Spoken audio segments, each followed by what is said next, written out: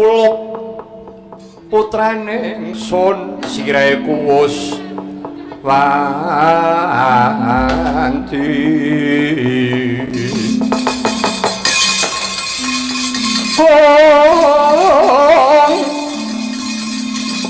pisahan jenenge wang yo kuline ngarep becik sira neng praja suwiteng narepati nanging tawakat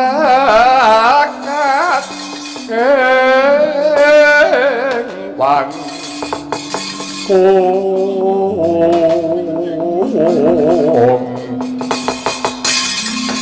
yo bakata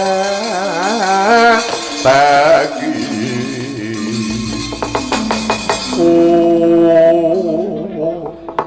anakku ngger Bratasena Batu Kuntiapa priye pawartaning gunira ngadhep ana ngersaning Kengku Sang Adipati Dastarastra Abu Kunti antuk pangestu aku ditampa kelawan Adipati Dastarastra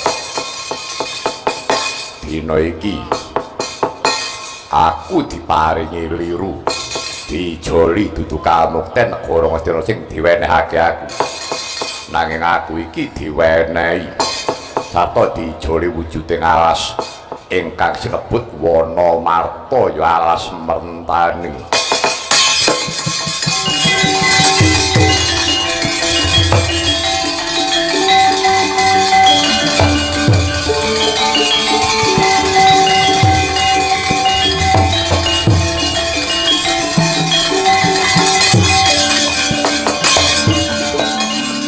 Lang-lang indriya mangun kong kanduan rimang lerena tanpa kanin yen tantulusa mengkusan dyah utama Bratasena barep kakang popo duh atiku di aja sumengka aja seneng rasane atimu sira pinaringan wujuding alas kang sinebut wana marta kuwi dudu papan kamulyan dudu kamukten nanging kuwi papan pengalapan kuwi papaning para gandharwa jin setan priprayangan barep kakangku kena apa menungsa wedi karo demit kena apa menungsa wedi karo setan menungsane sing kudu ngalahake karo demit ngalahake karo setan aja gugon tuhun kowe wedi karo Gusti sing paring uripmu wa sing wigati dina iki Prabu Kunti pengesta rono aku paestake dawuh pangandikane Adipati Dastarastra Bratasena pancen bener yen to kuwi papan gawat kliwat angker tur wingit nanging kabeh kuwi gumantung ana niatmu yen to pancen niatmu tulus ngono bakal ngupaya kamukten nanging jroning atimu kuwi aja mung muktekake diri pribadimu lan kulawargamu nanging pikiran kabeh kawulamu sing padha ngenteni tandang kridamu kuwi lho Bratasena ya batu kundi taes lagi lan dina iki Puntadewa Permadi biyantunen kadangmu Bratasena malah kowe aja ngendhoni manuta kelawan kadiwasanmu manuta kelawan kekuatanmu ora keteng kowe nyekleki pang sing cilik-cilik merwa tumandang mekaten Kanjeng Ibu iya inggih Kanjeng Ibu badhe kula istakaken dawuh paduka dinten mriku kula kedah nderekaken Kang Mas Bratasena iya sing padha ngati-ati ya ngger sing tulus rasane atimu wong golek kamukten ya kaya ngono kuwi abote ana tetembungan jer basuki mawa piya kelakone Panjaka kudu nganggo pitukon pangorbanan sing tulus estokno dawuh pangandikane swargi bapakmu Prabu Pandhu yen kowe wani ya aja wedi-wedi yen wedi aja wani-wani wis kowe budal tak pengestoni ger anak-anak kok Pandhu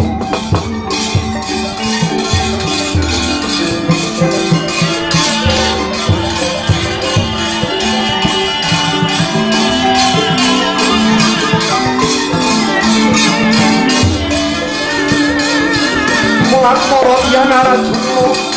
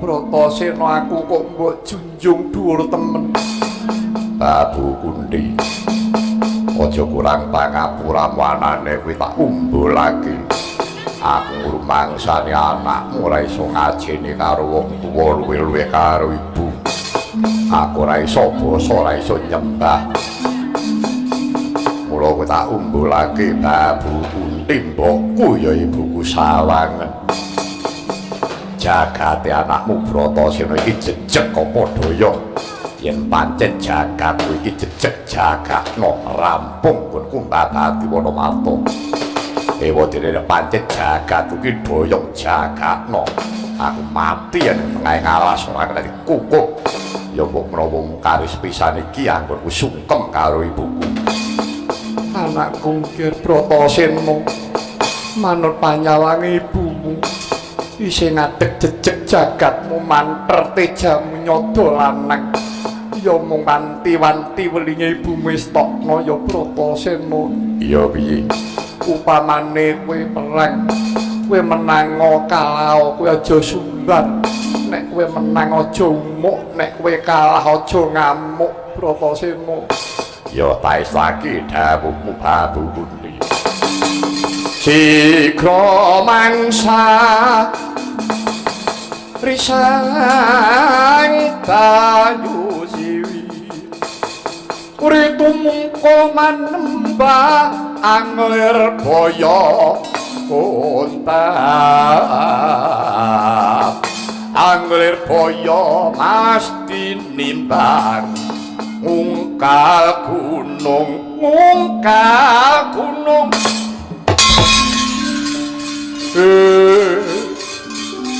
Bimo Pagunawara skareng toya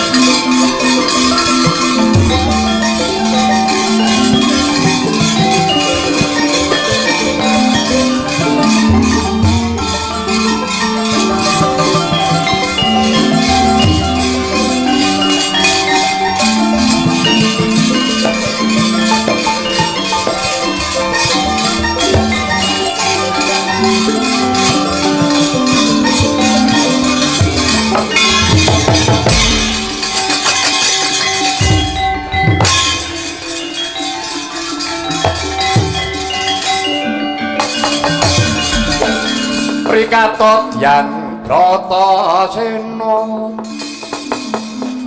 kampuh poleng bangwin pulu ati sarira angula tumung godhek wong simbar dodo yen ngandika kumaleger kaya guntur kadang panenggah Pandhawa mawa sindung yen mari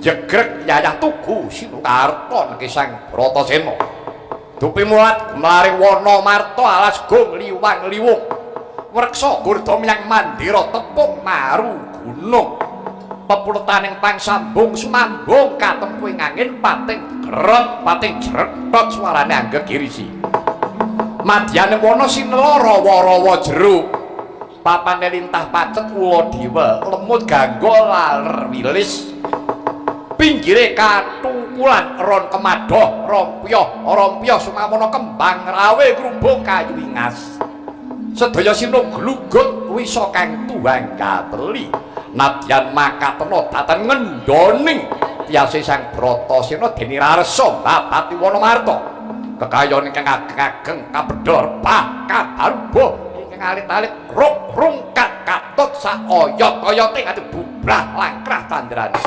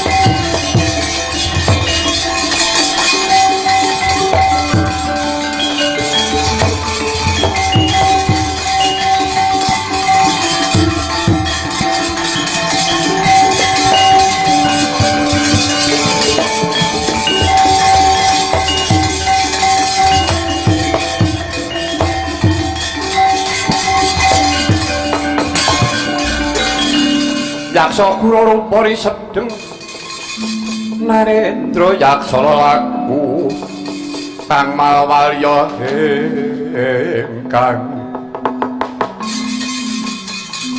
gambira marang angidetiyo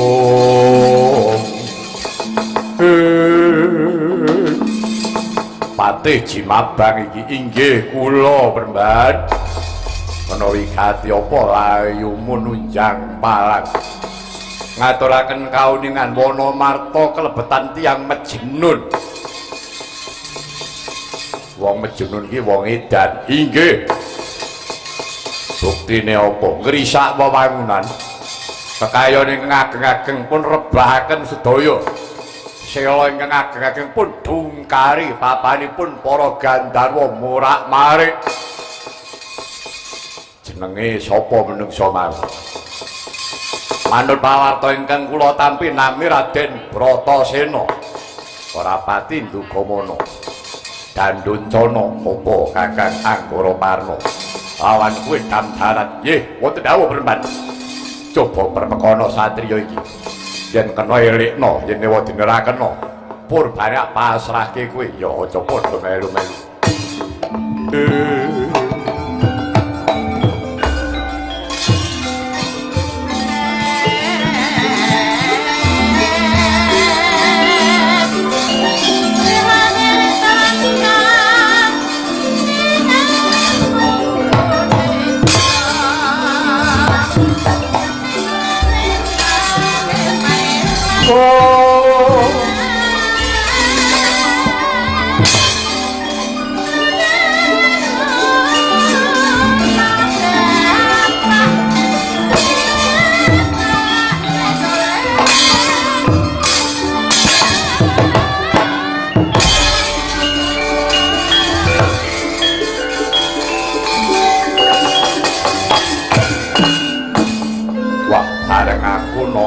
pelapurane Patih Jimabang ana wong mlebu ngalas sasuwene aku iki ngreksa Wonomarta iki durung tau eneng menungsa wani mlebu jroning Wonomarta aku terus kelingan dawuh pangandikane Pekulun Mang Bathara Indra sing yasa kraton Indraprastha Wonomarta ki neng biyen aku sing kadhawuhan ngreksa lan kabeh para Gandharwa dawuh pangandikane Pekulun Mang Bathara Indra kala mangsane tembe Indraprastha iki bakal dadi papaning para satriya kang mantuk utama ing budi wah kok kayak iki ya coba tak ngambah di kantor sawangi saka dhuwur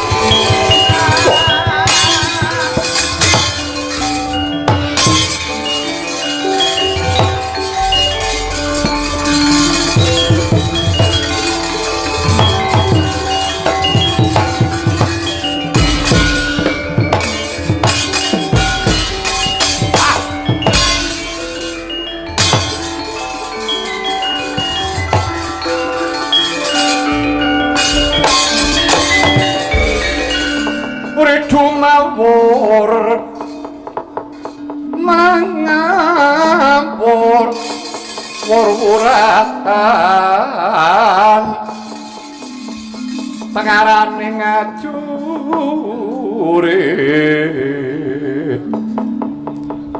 kama guru gongso teteng kaya butula war pantri tempurangga edi rekata ingkang waja layu sepi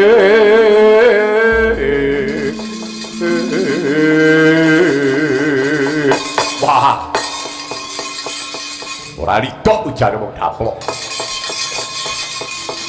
iki sing ngrusak wewangunan kowe bangsane ngopo aku bangsane Gandharwa sapa jenengmu Jim Dandang iku sapa kuwi Bratasena kekasihku Bratasena ora kulak warta to pangrung sing mbok rusak iki mau papane para Gandharwa akeh Gandharwa sing kapitunan urungno setyamu aku gelem urungake setyaku yen wis rampung wah sugih kendel Bondowani kakon kowe ngrubahake kekayon dene Wonomarta yen kowe bisa ngasorake para Gandharwa bangsane dhewe kaya maju kraya enak wah iki margane patimu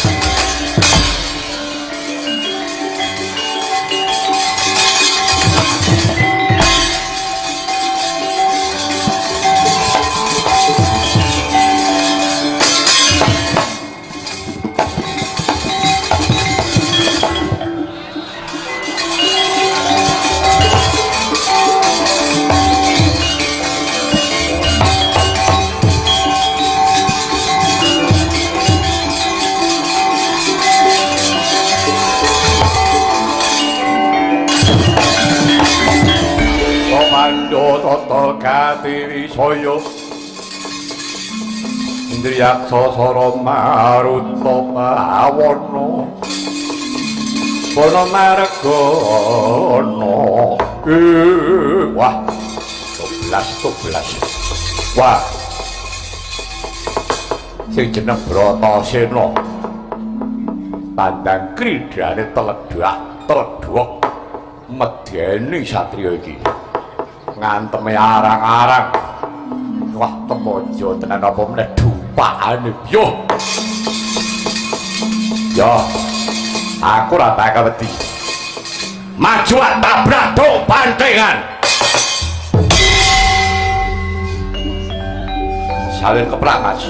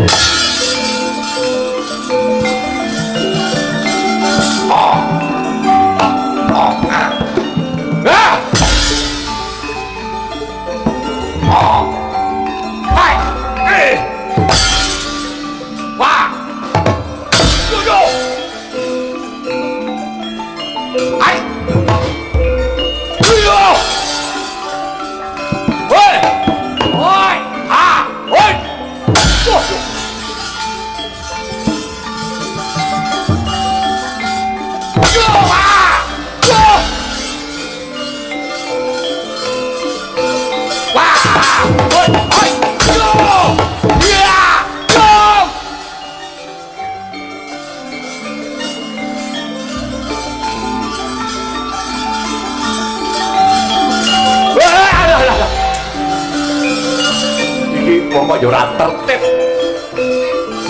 Gua aku ning gedang sanggon-gon. Oh.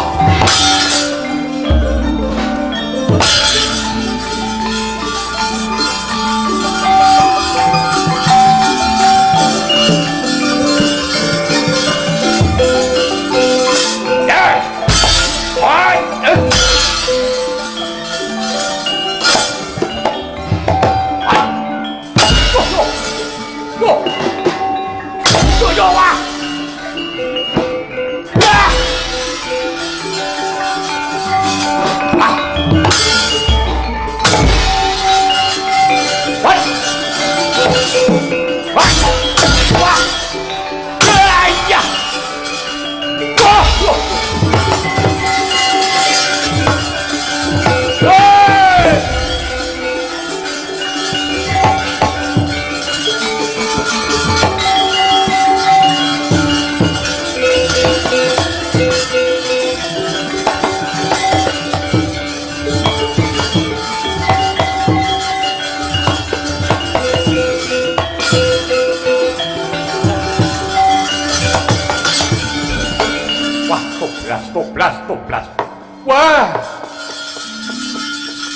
jane Brata jane Gandharwa.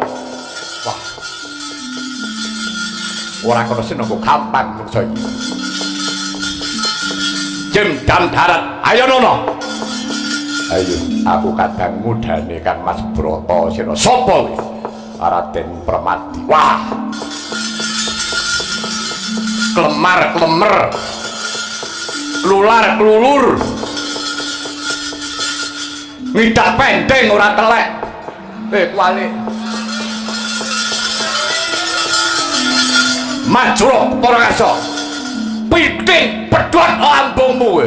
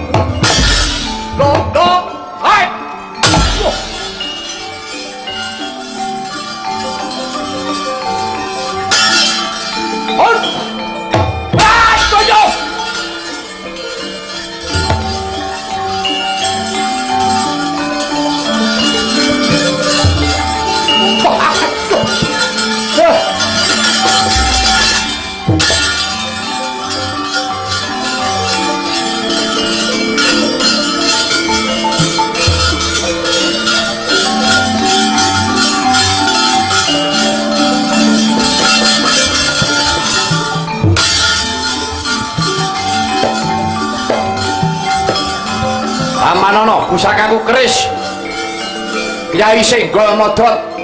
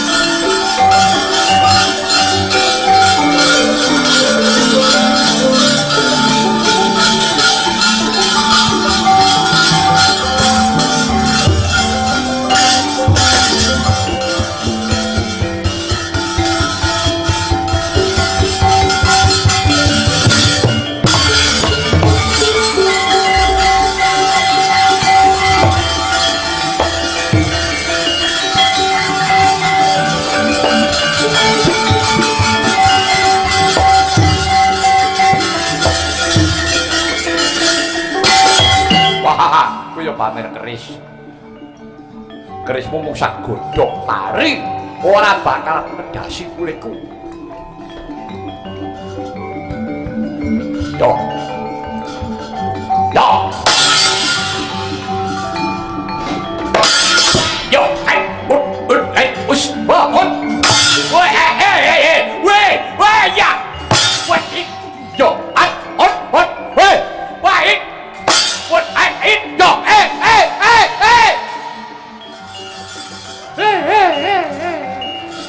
ngene iki akeh ditiru. Cacahe niru ngono entek jeleding jelas. Ngira nyanggonku nggawa gula teh ra kecekel.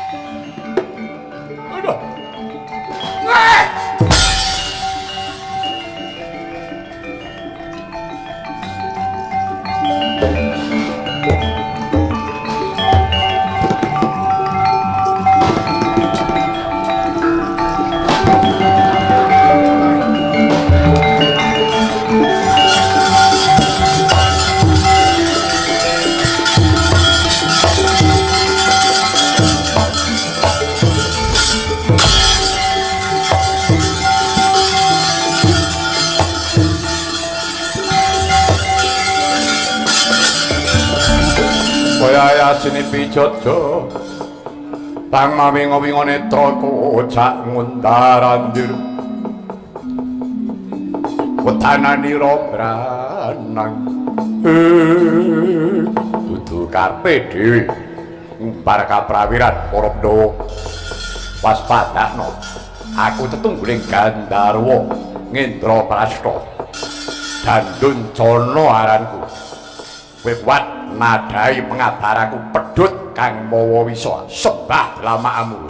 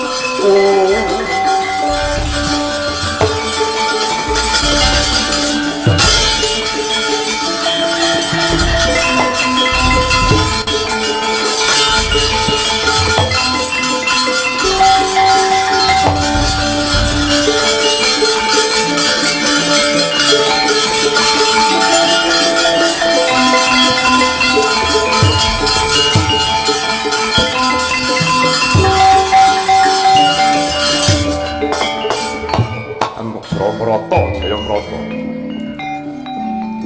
Lakon nglumpruk ora gamu tanpa kekuatan. Widayane kasetenku pedhut kang mawa wisa. Ayo. Sambat sanata kowe Bratasena. Ewa dene pancen kowe gelem mundur. Wurungna setyamu tekan semene wae kono babati Wonomarta kowe Balya. Kowe tak warasake. Timbangane aku waras nanging ora rampung pakaryan. Aku pengen mati ana jeneng alas kene. Karpen ragaku digandhong bangsa iki Manggala. Ora tak patene kelakon mati ngenes kowe ning kene.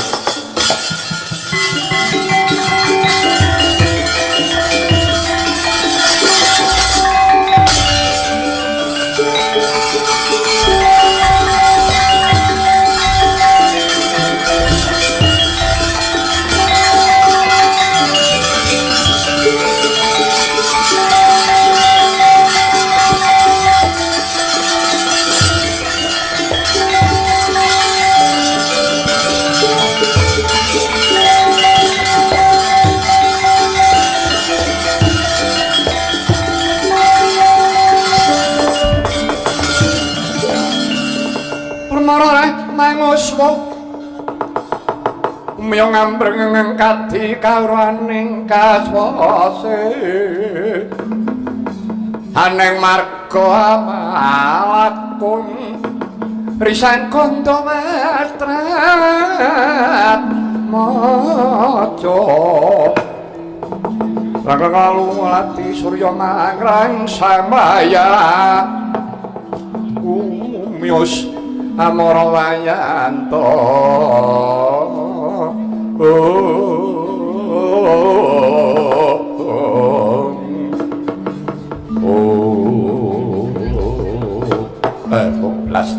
Toplas wangune iki wis meka kala mangsane Wonomarta ketitik para satriya wis mlebu ngalas iki tegese para satriya iki dadi dutaning adil, dutaning Gusti. Satriya sing kebegan kautaman. Wah, ya. Nadyan to kowe diwenangake bakal entuk kamukten nanging kowe ya ora mrucut saka pacoban. Kowe bakal tak teter kaprawiranmu dhisik, Gus.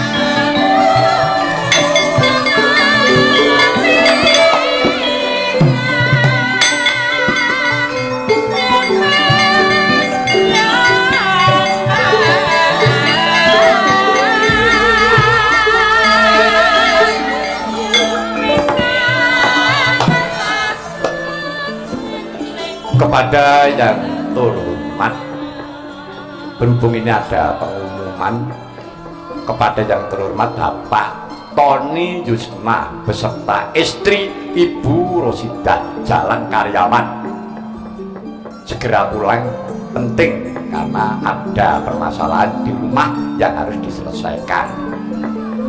Mekaten mugi dados kawuningan Bapak Tony lan Ibu Yusna Sato garwa Ibu Rosidah Jalan Karyawan, monggo ingkang kundur wigatos menika dalem wonten kawigatosan ingkang langkung penting pun.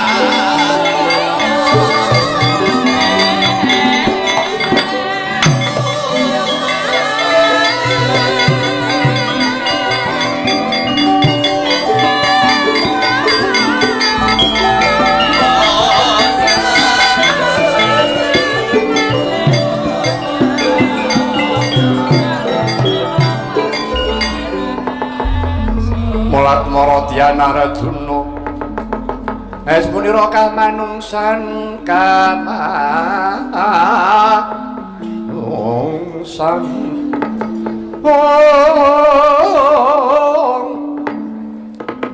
sawanya gendrek memanis liringe dikamantyan keni sing ujwala kongas singa mulat lempang pranto ya jagat diwu penur ya jagat pangestungka yelang tak kedhepake Kang Mas Bratasena apa boyo iki kena kemayaning Gandharwa duh Kang Mas wonten pundi lenggah paduka Kang Mas Bratasena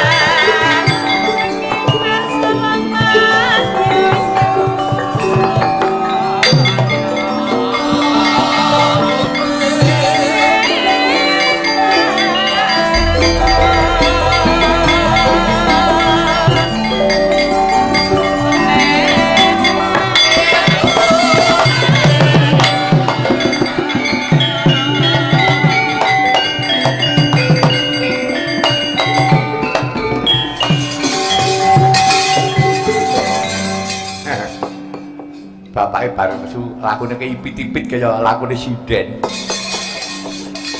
Lho Pak, wonge kuwi. Kowe sing nyidro ndaraku Permadi ayo. Ngaku apa ora? Kowe ngaku apa ora mbok anggap aku ora ngerti karo dapurmu ngono? Ya ora. Kowe kuwi jenengmu Jim Anggara Parna. Biyen nalika kowe urung caket karo Bathara Indra, kowe jenengmu Jim Wilawuk. Kowe kuwi pendhitaning Gandharwa. Bareng kowe duwe kepinteran gawe wewangunan, kowe disambat karo Bathara Indra, kowe cedhak karo dewa. Kowe didadek kersi. Tekse uripmu padha karo derajating dewa. Kowe dijenengke Jim Anggara Parna. Ya ngono apa ora? Ayo kowe ngaku ora? Jan wong liyane mbok apusi kenenge, kowe aja ngapusi karo diangkele wong tanah Jawa trembelamu. Ayo ngaku apa ora kowe?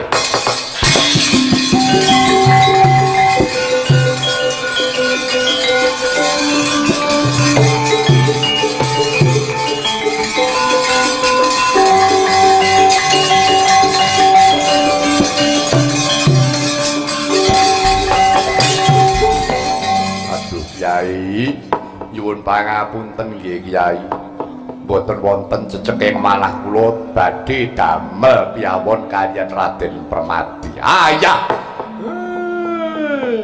arep gawe cilakane ndaraku, tujune konangan karo aku. Lah nek ora ndaraku arep dadekke apa? Setan berkarsaan. Loh, lah kok sampeyan? Alah. Sampeyan wonten mriki. Lho kowe iki sapa? Ora tepanggring to sampeyan. Oh, alah. Ora kowe iki janjane sapa? Lho lah jam. Udu ding.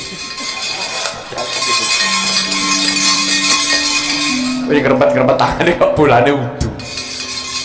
Kowe lak wong kowe lak sing ngejok batal kae to. Wandamu ya ngono ngawur ora. Ayo Anggara Parna, darahku mbok balekke apa ora? Ora mbok balekke aja takon dosa.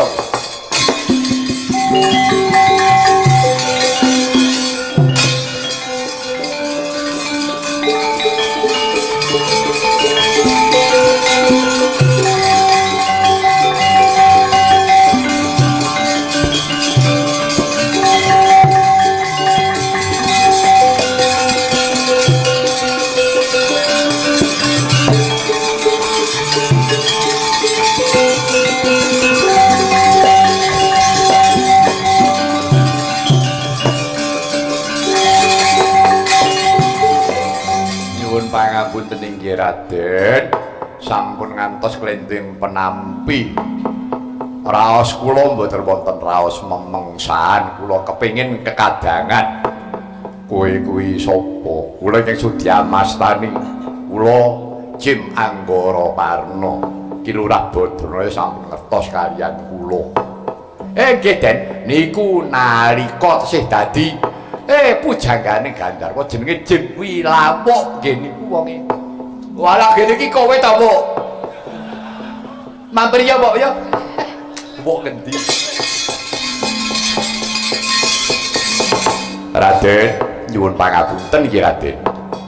Estunipun kula wonten mriki menika kadhawuhan Pekulun Wang Bathara Indra.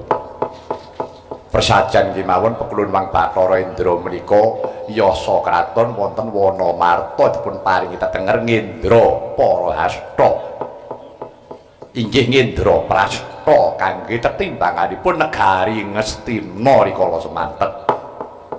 Lah rikala semanten Pekulun Wang Bathara Indra menika dawuh kaliyan para Gandharwa kula ingkang kadhawuhan mangun negari Ngendraprasta sakmangke sampun dados dawuhipun Pekulun Wang Bathara Indra. Anggara Parna, Ngendraprasta iki tembine bakal dadi papaning para satriya ingkang mahambek luhuring budi. Iki tunggunen dhisik kabeh lawan para Gandharwa ben aja ning tangan jahil sing bakal ngreridu kaendahaning Ngendraprasta. Lah Raden, saking raos kula kok nggih namung paduka Raden Permati Sakadang ingkang wawi badhe ngrenggani Ngendraprasta. Mengkono Premban inggih. Nah, minangka tandha katresnan kula Raden dumateng paduka, monggo kula aturi nampi. Paduka kula caosi pengenget-enget pusaka wonten 3 katampi Raden.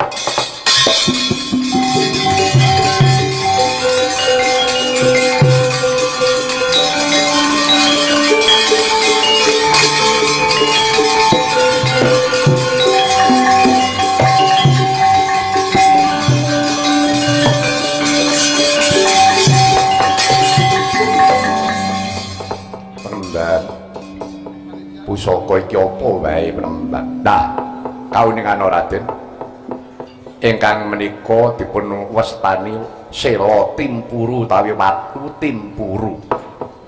Sinten kemawon ingkang kenging kemayaning Gandharwa mangke kula aturi ngusapi Sela Timpuru menika tartamtu badhe wawuya Tengah Jati. Lah banjur wujuding cupu menika wonten cupu mlebetipun wonten lisah dipun pestani Lenga Pranawa. Lenga Pranawa menawi dipun sipataken wonten netra panjenengan badhe priksa wujuding Gandharwa ingkang wujud sada saler menika dipun wastani Oyot Dayura. Mangke menawi panjenengan sampun priksa wujuding Gandharwa menan sabet Oyot Dayura tartatu badhe lumajar ajrih kaliyan paduka Raden. Mengkono Premban inggih. Namung sampun sanget-sanget anggen panjenengan dewa-dewaaken menika namung pusaka menika gaman menika namung piranti pirantos salebetipun paduka Raden netepi darmaning kasatriyan. Nanging sedaya menika kala kawon kaliyan adiling kodrat menawi kodrat sampun datengi pusaka ampul-ampul menika boten wonten dayanipun kawon kaliyan pakuwosipun Gusti ingkang ngakarya jagat. Mengkono Peremban inggih. Monggo dinten menika paduka Raden Permati kula aturi madosi ingkang ngraka Raden Bratasena ingkang kenging kemayaning Gandharwa. Kula aturi ngusadani pundi pusaka menika ingkang saged tumama Raden. Iya Peremban.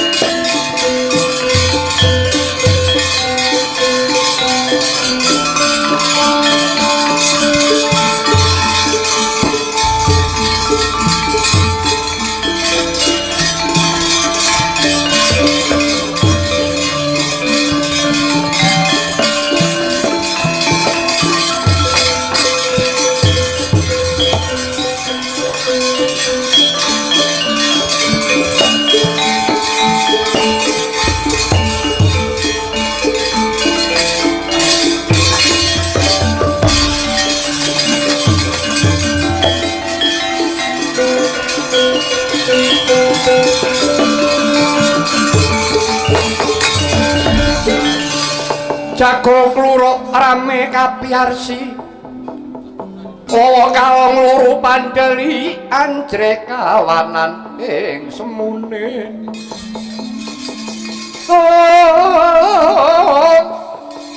Wetan bang sulakipun maratandhan yen bangune jing rembulan wus kumlewangi sakulaning gunung ing padesan wiwite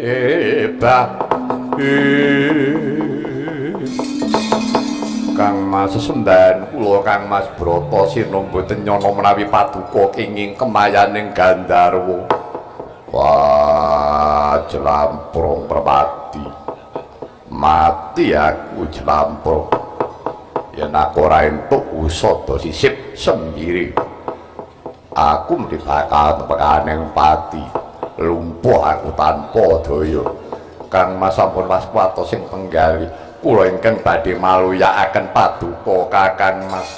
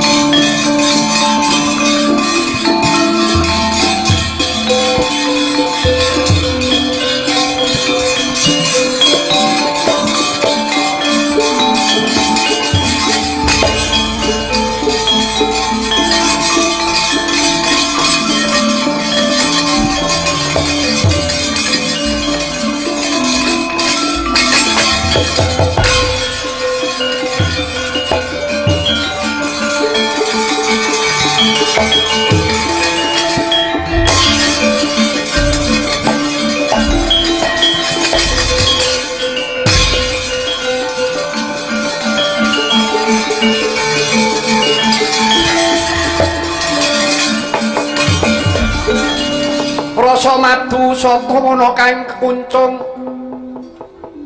liring ira manis maati malakung liring tuwa cayeng terta baya ingsun temamati wohan susang lung semongso lamun kasetan tinoleh wah jlamprong malah kuwi duwe pusaka ampuh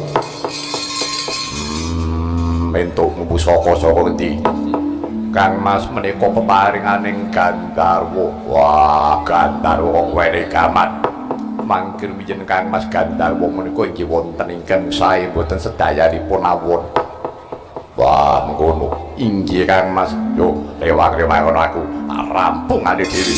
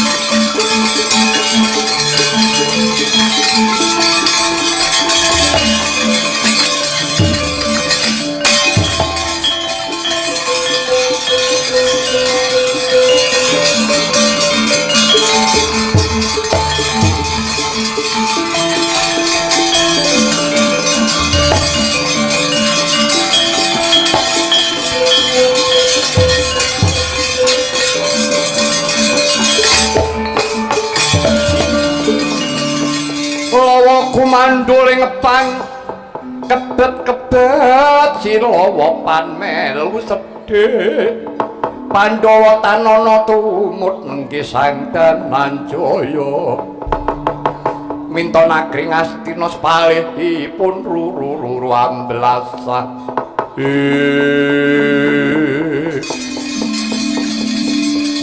wakatone Bratasena winawa ing dewa Kawistara bisa waluya temah jati temah mulya Kakang Yudhistira aja enak-enak kapienak